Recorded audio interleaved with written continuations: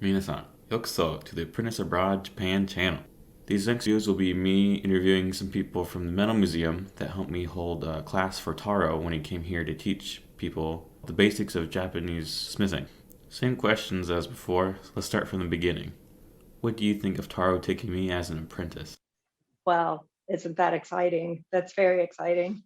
I love to see our interns find ways to expand, and finding opportunities like that are few and far between for a lot of people.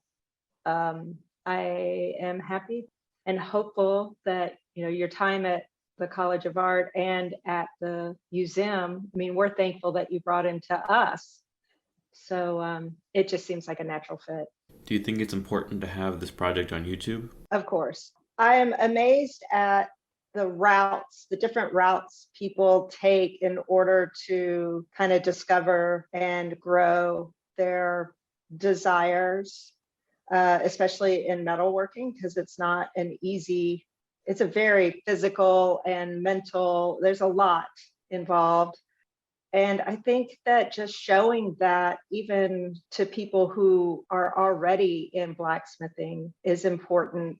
But not only that, but I think about there's a lot of kids out there who just don't know, and they're children, and they have no idea what it takes or the journey or even how to begin to get someplace. And I think an example will be a great mentoring opportunity for a lot of people to hopefully either discover whether they want to put that kind of effort into something, or they totally, it's easy for them and they love doing it.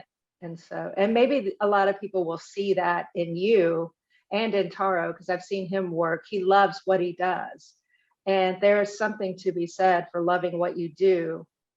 There's a lot to be said for that, actually, because I have worked in jobs that I did not love, and I've worked jobs in and around people and doing what I do love, and there is a huge difference in every bit of your being.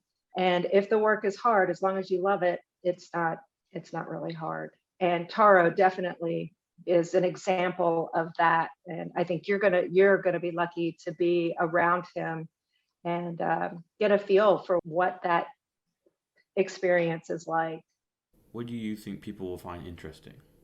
I think that you should be honest and not over glamorize the fantasy, because yeah, you're right. Sometimes the fantasy is better than the reality, because you don't want to. I mean, I feel like you're doing this to kind of share and promote someone who truly loves or thinks they love this type of work, to follow it, and that there is a way to do that.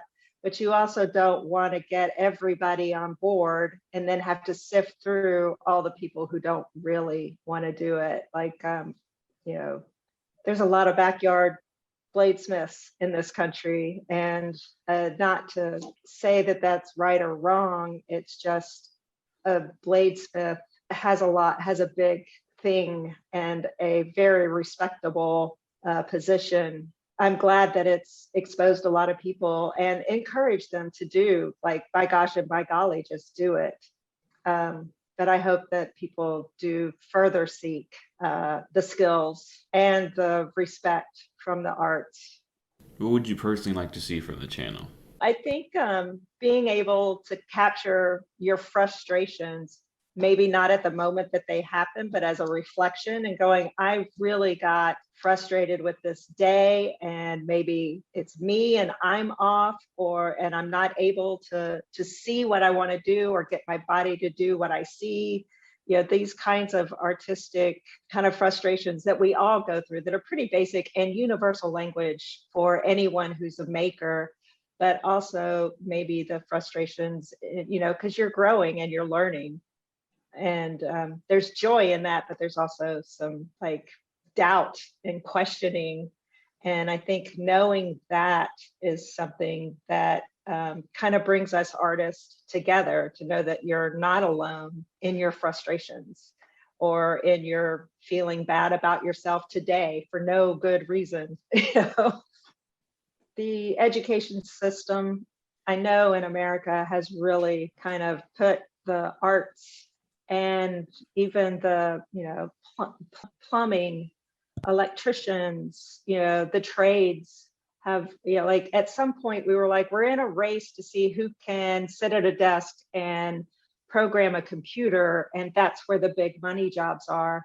Where I think now they're kind of saying that's not, now that there's not a whole bunch of plumbers out there. I mean, those guys are they're making six figures. But it's not only that, it's arts and creatives. I think we've quashed that enough as well that that it's time to start promoting and showing people the opportunities that are available within the craft, all the craft fields. Because I mean, I think that people don't think that that's a way that you can make a living. They think that you're supposed to be a banker or a doctor or a computer programmer, and they don't realize that they're leaving a lot of people and what they would love doing and what they would be good at behind. And I think it's important that, that there is exposure. I know in this country, and I suspect in many other countries as well. What struggles do you think I'll encounter on my journey? I think you'll love it. I think being upside down on the time zones has always been a struggle for me. I don't mind. Like I'm an introvert, so that I'm not around a bunch of people talking is not a real big issue for me. And I love things that are different. Like I would prefer to go someplace where I don't know anybody and just stand in the corner and watch everything happen and fall out. It depends on your personality that way. And I think that there will definitely be some frustrations day to day in learning and making and knowing that you can do it, doing it right one day and having it fall apart the next. I mean, all those creative struggles will be there for sure. And I hope that you can capture that in a way that kind of says we're all in this together. Of course, the language, but I think you've got a pretty good start on that. And I think everyone around you will have an understanding and really enjoy that your willingness and your energy to try will be respected. If you enjoyed the video, please leave a like below. Thanks for watching. Kyosuke.